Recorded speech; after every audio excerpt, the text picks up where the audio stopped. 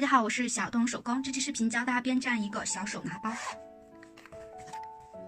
这个小包包呢，放一些零零碎碎的小东西还是可以的。它还挺能装啊，装了一个圆规，一个眼镜盒，都还空着很多，还可以放手机、钱包之类的。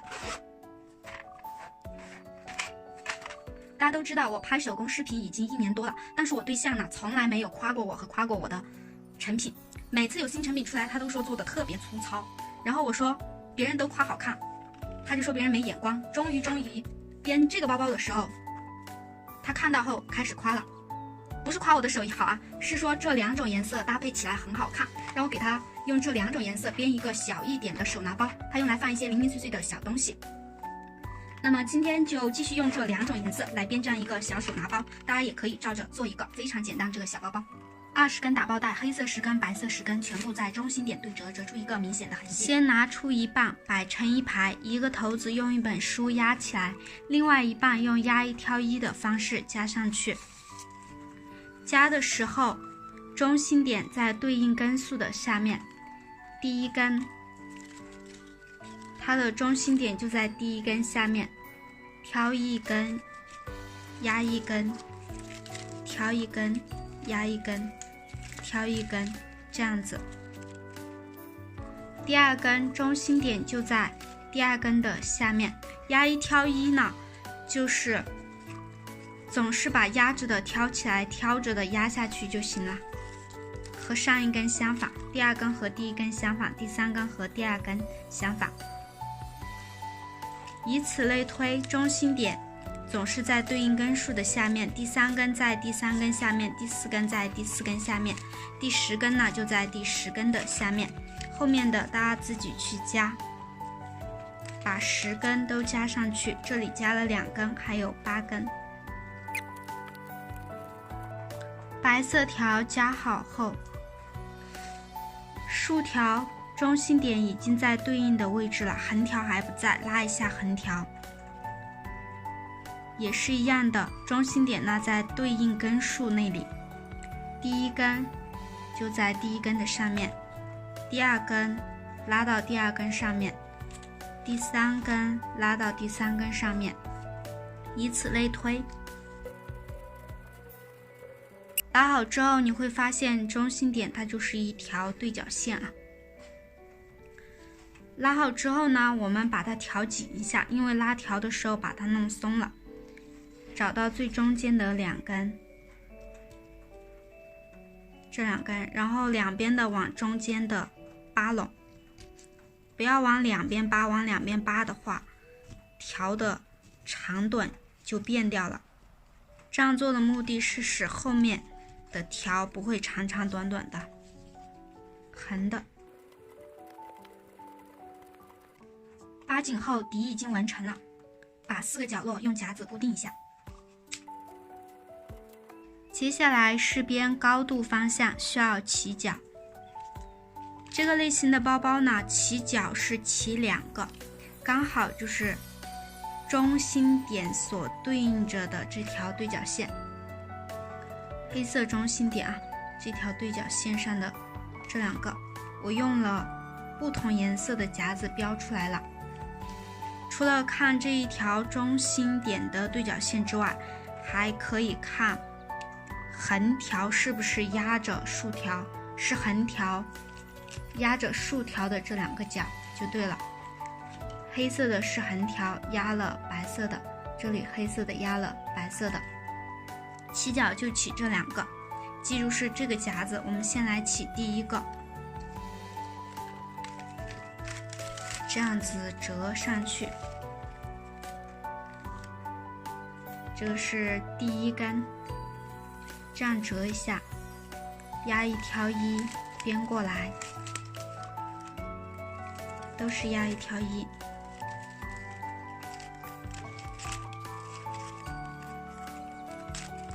编到这个地方停住，第2根压1挑1，反而和这一根的相反就行了，这一根压的它挑，这一根挑的它压。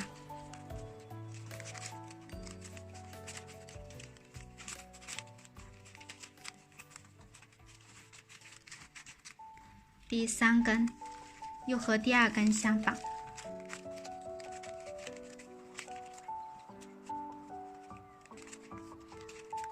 编到2、3根之后把它拉紧，这里也往下扒一下，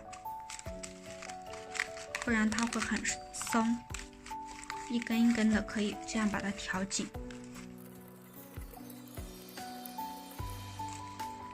编到后面会出现调不够的情况，不够到这个顶点了，我们在哪里不够就把它停下来就行了。这个不一定要编到顶点啊，后面的你可以少编一些。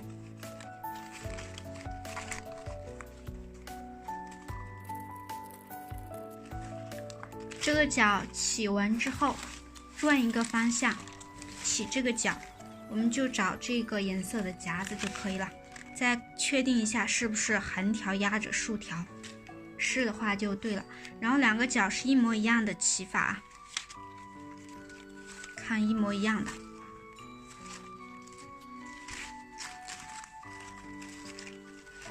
然后这里正常的编着上来就行了，它不会和这个重合的，放心。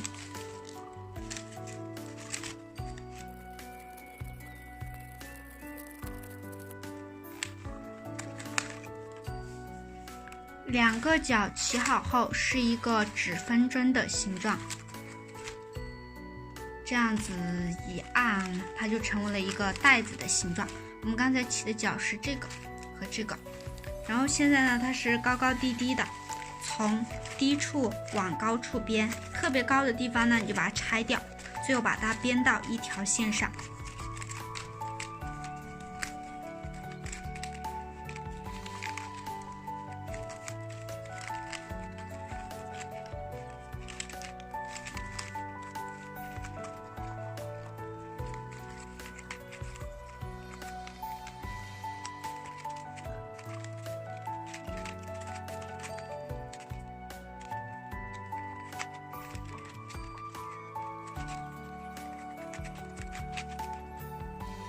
编到想要的高度，把所有的条编在同一条线上，来收尾。记得留出最少10厘米左右，不然的话无法收尾。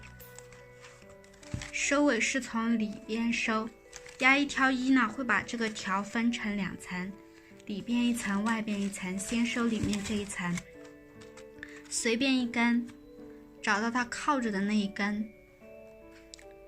它靠着的这一根就顺着它靠着的这一根这里穿下去，穿上2到3个，把多余的剪去就行了。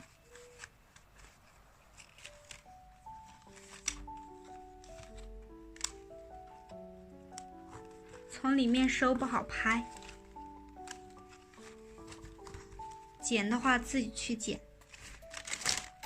下一根也是一样的，从它靠着的这一根顺着它的这个方向这样穿下去，一圈的都是这样收。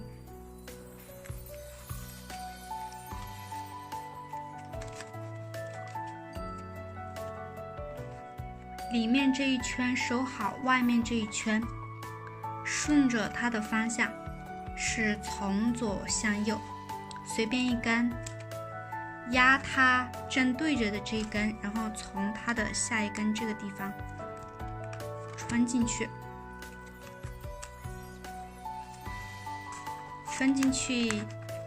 就顺着这个方向嘛，穿几个，把多余的剪掉就可以了。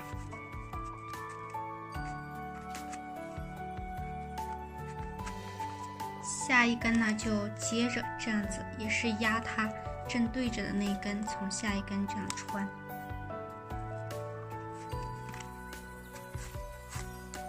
然后继续穿着下去，多余的剪掉，所有的都是这样的做法。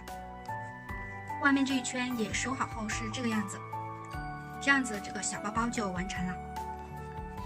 自己加上一个内衬和拉链就可以。加好拉链之后是这个样子。这个打包带缝线有点难啊，不好缝。编这个小包包我一共用了40多分钟吧。但是缝这条拉链我竟然用了1个多小时，缝一条拉链比编一个包的时间还长。本来还想在里面加上一个内衬，但是一想到加个内衬又得耽误我40-50分钟的时间，再想到对象平时的态度不佳了，不夸我的人包里不配有内衬。好了，我们今天的内容就到这里，感谢大家观看。录制视频不易，如果觉得内容有用的话，评论、点赞、关注、转发支持一下，谢谢大家，下期再见。